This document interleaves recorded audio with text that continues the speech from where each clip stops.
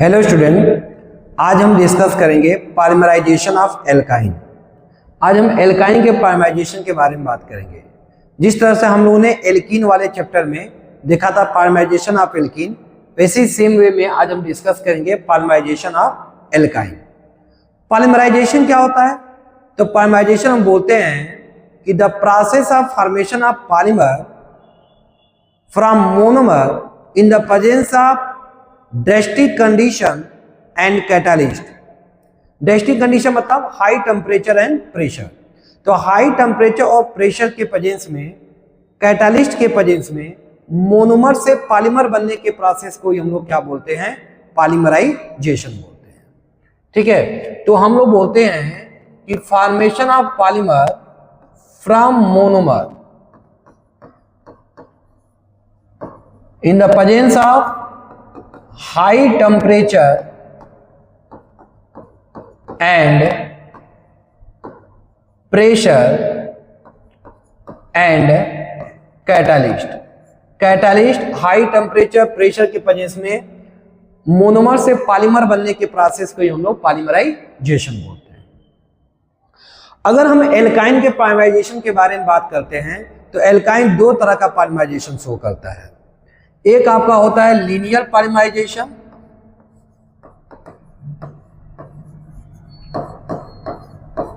Linear polymerisation, और दूसरा होता है साइक्लिक पॉलीमराइजेशन। दो तरह के पॉलीमराइजेशन शो करता है, लीनियर पॉलीमराइजेशन और साइक्लिक पॉलीमराइजेशन। देखिए लीनियर पॉलीमराइजेशन क्या होता है, इसमें एग्जाम्पल के तौर पे मैं ले लेता हूं एसिटिलीन। ठीक है ना, CH triple bond CH, acetylene या इथाइन। ठीक है, तो एसिटिलीन के N मॉलिक्यूल्स आपस में कंबाइन होते हैं, पॉलीमराइज होते हैं और पॉली एसिटिलीन का क्या करते हैं? फॉर्मेशन करते हैं। किसका फॉर्मेशन करते हैं? Poly acetylene. आपको मालूम है कि पॉलीमर का नेमिंग कैसे किया जाता है? तो जो मोनोमर होता है उसके नेम के आगे क्या लगा देते हैं? पॉली। तो बन गया हमारा पॉली एसिटिलीन। या इथाइन होगा तो इसको बोलेंगे हम लोग पॉली इथाइन। अगर इथाइन जिसे बोलेंगे तो पॉली इथाइन हो जाएगा। ये जो पॉली एसिटिलीन जो होता है यह एक good conductor of electricity. Electricity का एक बहुत अच्छा कंडक्टर होता है और यही रीजन है कि इसका जो सीड्स होते हैं उसका यूज हम लोग बैटरी में एज ए इलेक्ट्रोड करते हैं। ठीक है, तो ये जो पॉलीएसिटिलीन होता है ये यूज्ड होता है एज इलेक्ट्रोड इन बैटरीज। ठीक है, तो बैटरी में इसका यूज करते हैं एज अ इलेक्ट्रोड। क्यों? क्योंकि इसका सीट होता है बहुत अच्छे गुड कंडक्टर का क्या करता है? काम करता है। ठीक है, बहुत अच्छा गुड कंडक्टर, इसलिए इसका सीट बनाते हैं और उसी सीट का यूज हम लोग एज ए इलेक्ट्रोड हम लोग करते हैं इन बैटरी में। ठीक है, अच्छा इसे एक और इंपॉर्टेंट प्रोडक्ट बनता है इसके पॉलीमराइजेशन से, थोड़ा ध्यान दीजिएगा, काफी इंपॉर्टेंट पॉइंट है यह। ठीक है, जैसे कि CH ट्रिपल बॉन्ड CH अगर मैं लूं, ठीक है, तो ये देखा गया है कि क्यूप्रस क्लोराइड और अमोनियम क्लोराइड के प्रेजेंस में यह डाइमराइड हो जाता है। क्या हो जाता है? डाइमराइड हो जाता है। कैसे? देखिए, जो CH ट्रिपल बॉन्ड CH है, एक मॉलिक्यूल ये हो गया और एक और मॉलिक्यूल है CH ट्रिपल बॉन्ड CH।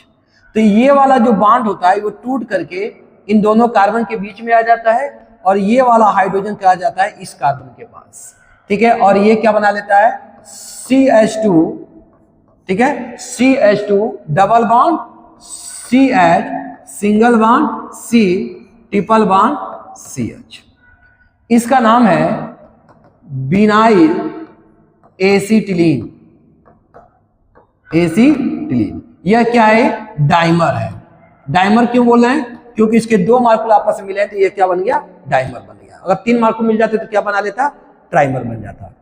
जैसे अगर एक और एसिटिलीन का मॉलिक्यूल जब मिलेगा तो क्या बना लेगा? डाइल विनाइल एसिटिलीन बना लेगा।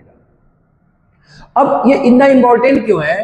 क्योंकि देखिए जब इसका रिएक्शन मैं कंसंट्रेटेड HCl के साथ कराता हूं, ठीक है, इसका रिएक्शन जब मैं कंसंट्रेटेड HCl के साथ कराता हूं तो क्या होता है कि यहां पर का क्लोरीन और यहाँ पे हाइड्रोजन चला जाता है, ठीक है, और ये बना लेता है CH2 double bond CH C और यहां पर आ जाता है Cl डबल बॉन्ड CH2, ठीक है। इसका कॉमन नेम है क्लोरोप्रीन, ठीक है, इसका नाम क्या है क्लोरोप्रीन।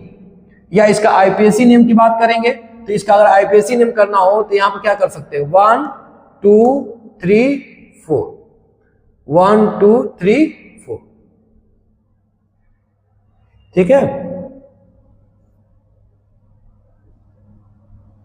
यहां देखिए 1 2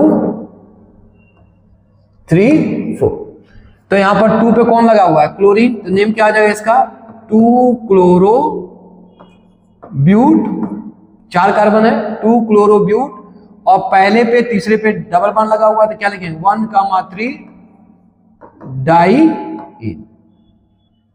ये इतना इंपॉर्टेंट क्यों है, क्योंकि इसी से हम लोग सिंथेटिक रबड़ बनाते हैं जिसका नाम है नियोप्रीन, ठीक है। अगर मैं इसका पॉलीमराइजेशन करा दूं, ठीक है, अगर मैं इसका क्या करा दूं पॉलीमराइजेशन करा दूं, जैसे मान लीजिए एग्जांपल में इसको दिखाता हूं कैसे, CH2 double bond CH single bond C double bond CH2 और ये हो गया Cl, ठीक है। एक और मालिक्यूल लेकर मैं इसको समझाता हूं, CH2 double bond CH single bond C Cl double bond CH2, ठीक है।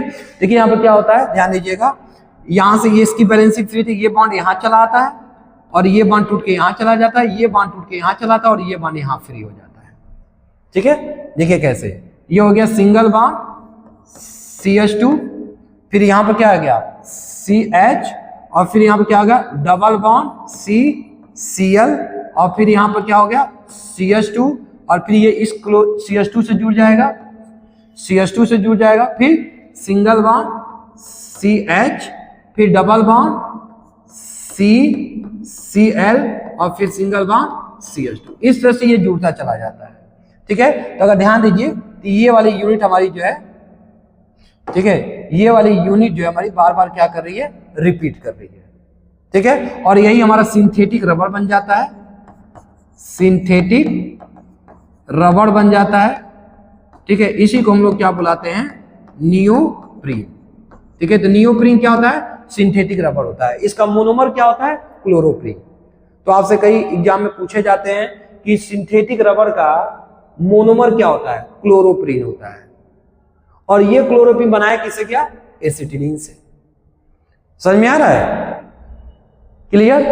तो ये आपका हो गया लीनियर पॉलीमराइजेशन। सेकेंड, अगर मैं इसकी साइक्लिक प्राइमराइजेशन की बात करूं, साइक्लिक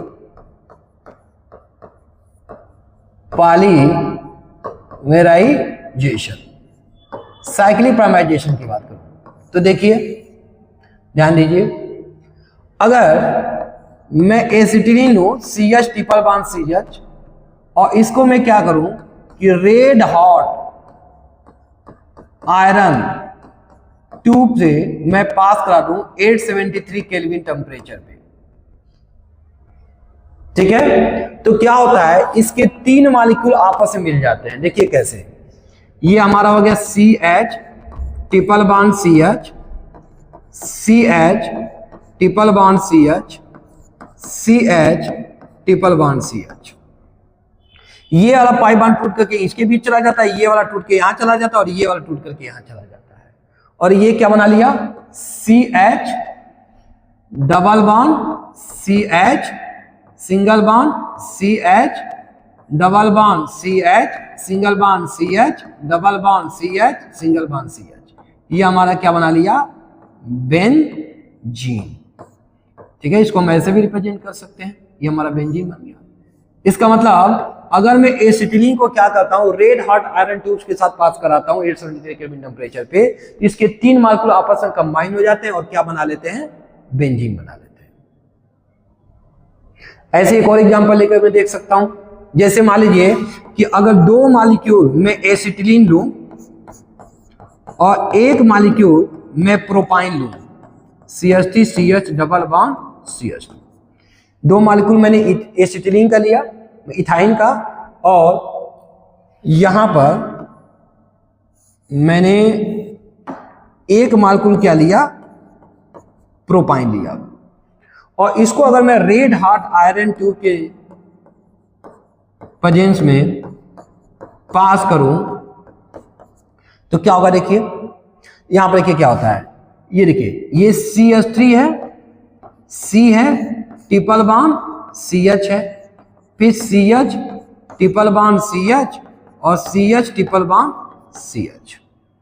ठीक है, तो ये बॉन्ड टूट करके इस दोनों कार्बन के बीच में चला जाता है, ये बॉन्ड टूट के यहां चला जाता है और ये बॉन्ड टूट करके यहां चला जाता है। तो ये क्या बना लेगा, ये बना लेगा CH3 C double bond CH single bond CH double bond CH single bond CH double bond CH, ये बन गया। इसी को हम ऐसे भी रिप्रेजेंट कर सकते हैं, दिस